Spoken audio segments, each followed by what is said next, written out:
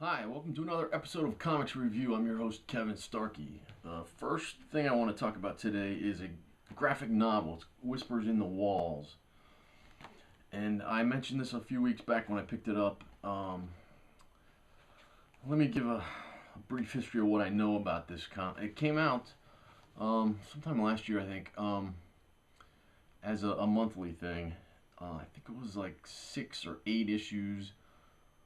Um, and they never finished it, or at least I never was able to find all of them in my comic shop. I think I got 3 or 4 of them, and it's a really good story. There's a little girl in it who, her name is Sarah. The comic takes place after World War II in like Czechoslovakia, I think. It's like 1949, and it's. Let me show you some of the art. It's kind of, it starts out very dark. Most of it's really dark. It's sort of I guess it's a horror comic. It's definitely a horror comic. Here's a lot more dark. I know you can't see any of that, but it's just basically what the premise is that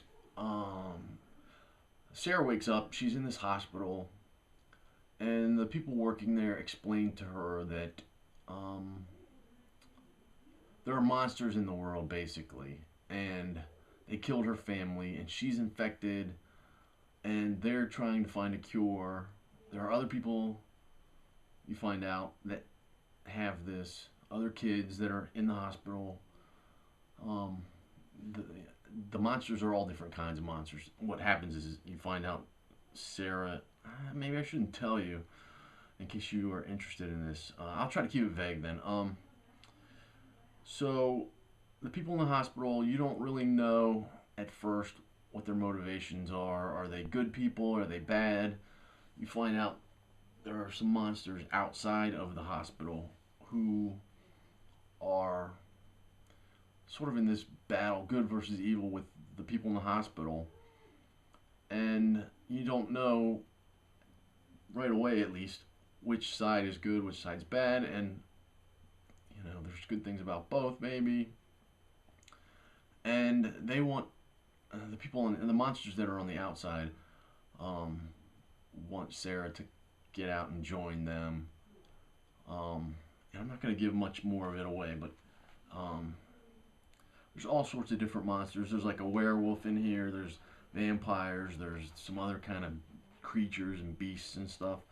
The artwork is just amazing in here. Beautiful stuff. I definitely a 5 out of 5 in my book. Really, some of the best artwork out there. The graphic novel comes from Humanoids publisher. They don't put out a whole lot, but they've put out a couple of really cool things. Um, and there's a forward in here from Juan Diaz Canales. Um, the writer is David Munoz. The artist is Tirso, Tirso. The colorist is Yave Montes. There's some other names associated with this, but um, I the only complaint I would have is that I was hoping for a nice, clean wrap up at the end. A good.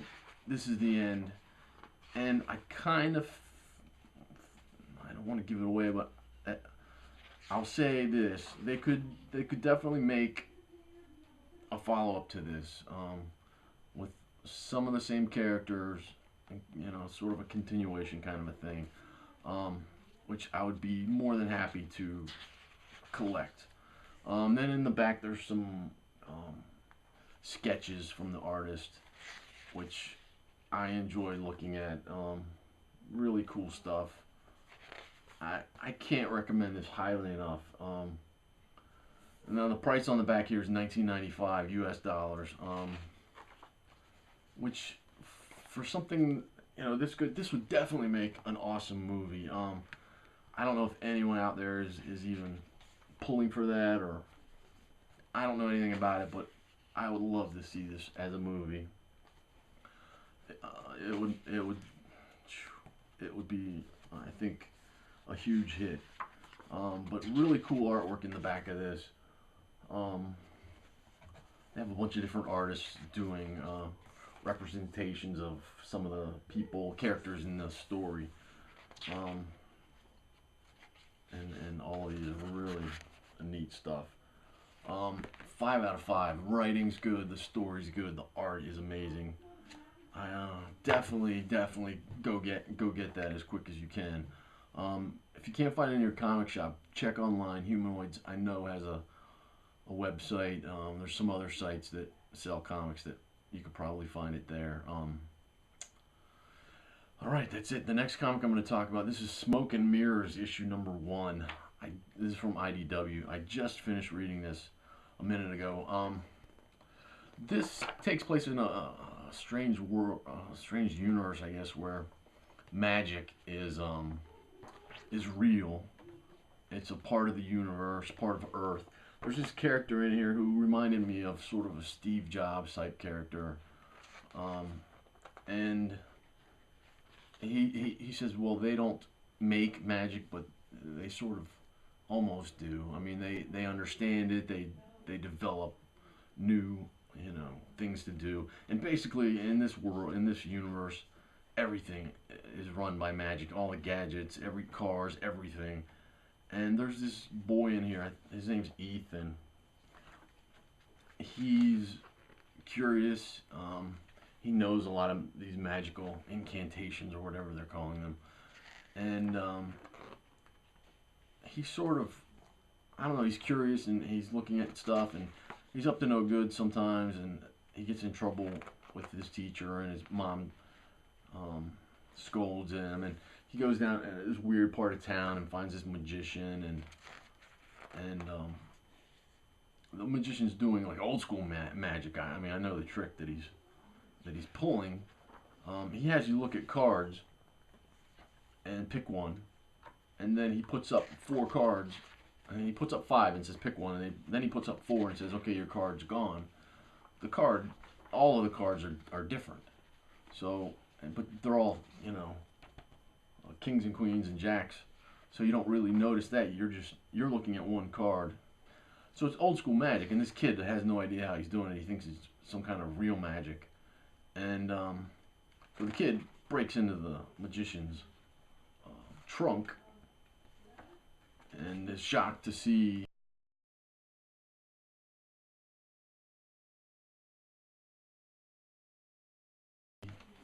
a gun in there, but has no idea what it is. So it ends there, which I like. It's a good ending. It's like, what the heck is this comic going to be about? Where are they going to go with it? So far, as the first issue, I would rate it 4 out of 5. The artwork's decent. It's nothing special. Good coloring and decent art. The story's interesting. I don't know where they're going to go with it. I'm definitely going to pick up the next one. And the writing is good. It's definitely good. So 4 out of 5. The next comic, I picked this up just as sort of a joke, really. It's Stan Lee's Mighty 7. It says Stan Lee's Comics. This is the first Fantastic issue. It's by the Archie Comics publishers, and it's sort of like Stan Lee is talking about in here how he wanted to do a reality comic, but this isn't reality. But there's a lot of cheesy superheroes in here, and they show Stan Lee going to Archie Comics and saying, they want to work together. They want him to come up with some new superheroes, and he's like, I've come up with everything I can come up with. And then, I don't want to spoil the ending on this one. It's kind of a funny twist there, and it was actually quite a good comic. If I were 14, 15 years old, I would have loved this comic. I would have been really excited about this. Now it's almost just, I like it for nostalgic reasons. The artwork is, old school Marvel stuff. Decent. Here's a couple of shots in there. Cheesy dialogue with the superhero people, and like there's some scientist people here. cheesy dialogue. I mean, people don't act like that. People don't talk that way to each other. Um, I, it was hard to believe what they were saying. You know, it's like, okay, this is cheesy old school comics writing. Um, but you know, there's a nostalgia to it. I don't think I'm gonna pick up the next one. I'm tempted to. Um, I'd rate it a 3 out of 5. I guess that's all I'm gonna say about it. If you love superhero comics, if you're a big fan of Stan Lee and Marvel and sort of the old school stuff, definitely pick it up and check it out. You'll probably like it. That was a $2.99 comic, not too bad price. And the final comic I'm going to talk about is Super Crooks, and this is from Miller World, an icon. Mark Miller. I can never remember how to say that. I hear people say it different, so I'll probably say both. This is a $2.99 comic. Lionel Yu is the artist on this. I'm not sure how to say his name either. Basically, this is about some.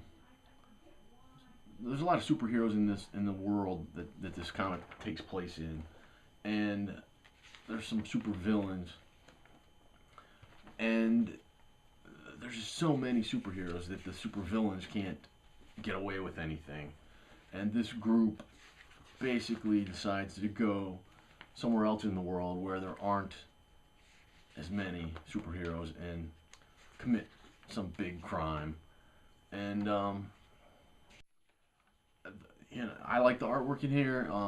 It reminds me of Superior, which same writer and artist. I'm a big fan of Mark Millar stuff. I'm on board with this comic. I'm anxious to see where they're gonna go with it. Um, I don't know what to say about it. It's cool. It's fun. It's sort of like a Ocean's 11, Ocean's 12, whatever. Bunch of super villains, you know, planning a heist, and it'll be interesting to see how it plays out. 4 out of 5, definitely. If you're a Mark Millar fan, I'm sure you're gonna pick it up, and we'll see where they go with it. That's it for this week. Please leave a comment here on YouTube or over on my blog at twodognight.net. Let me know what you're reading this week. Have you read any of the stuff I talked about? Actually, I did pick up more comics this week, but I don't have them here with me, so I'm not going to mention them this week. And I'll see you in 2 weeks. Take care. Bye-bye.